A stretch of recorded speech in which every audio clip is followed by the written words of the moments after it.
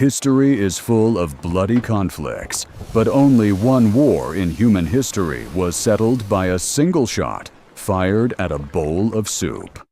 Welcome to 1784. The players, Joseph II, the ambitious Holy Roman Emperor, and the Dutch Republic, a nation that really liked its trade monopolies. Joseph II was a man of the Enlightenment, but he was also a man who was tired of his neighbors bossing him around. You see, for over 100 years, the Dutch had kept the Scheldt River closed to international trade. This was great for Amsterdam, but terrible for Joseph's port in Antwerp. Antwerp was dying. Its docks were empty, its merchants were broke, and Joseph decided it was time to force the river open with a little gunboat diplomacy. He sent 3 ships to sail from Antwerp to the sea. The flagship was the Le Panthère, a vessel carrying the emperor's pride and a very important kitchen staff. Joseph was convinced the Dutch wouldn't dare fire on an imperial flag. He thought they were bluffing.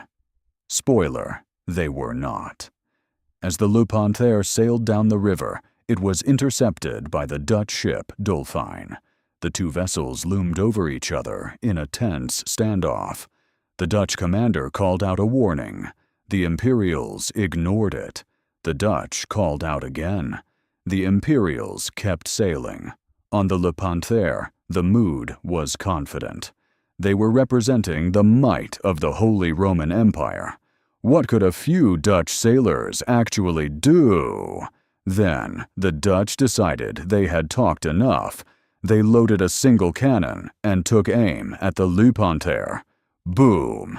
A single shot rang out across the water. It didn't hit the hull. It didn't hit the mast. It didn't even hit a person. The cannonball flew across the deck and made a direct, devastating hit on a copper soup kettle. Soup went everywhere. The emperor's lunch was effectively neutralized.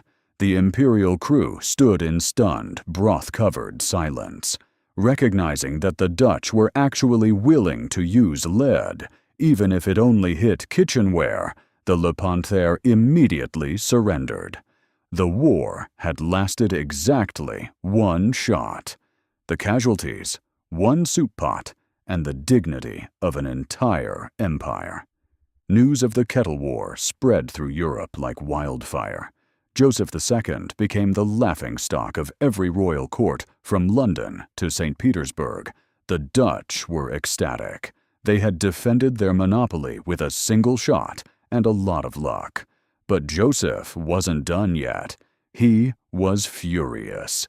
He declared war on the Dutch Republic, claiming they had insulted the imperial honor. He began mobilizing his massive land armies. Thousands of troops started marching toward the Dutch border. This was getting serious. The Dutch, panicking slightly, realized they couldn't fight the entire Holy Roman Empire on land. They turned to their old ally, France. France, wanting to keep the peace and keep Joseph in check, stepped in to mediate.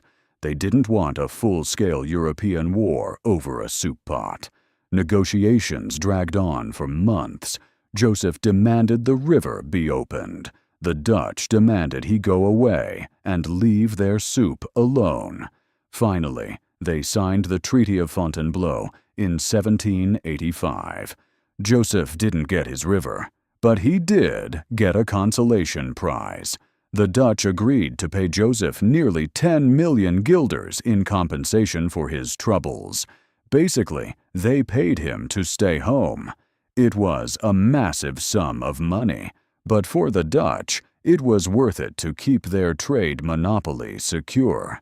Antwerp remained a ghost town for decades more, and the Scheldt wouldn't truly open until the mid-19th century. As for the soup kettle, it entered the annals of history as the only piece of cookware to ever win a naval engagement. Joseph II learned a valuable lesson that day. When you're playing a game of chicken with the Dutch, make sure your kitchen staff stays below deck. Thanks for watching. If you like history that's more absurd than a soup-based surrender, hit the subscribe button. We've got plenty more kettles to break.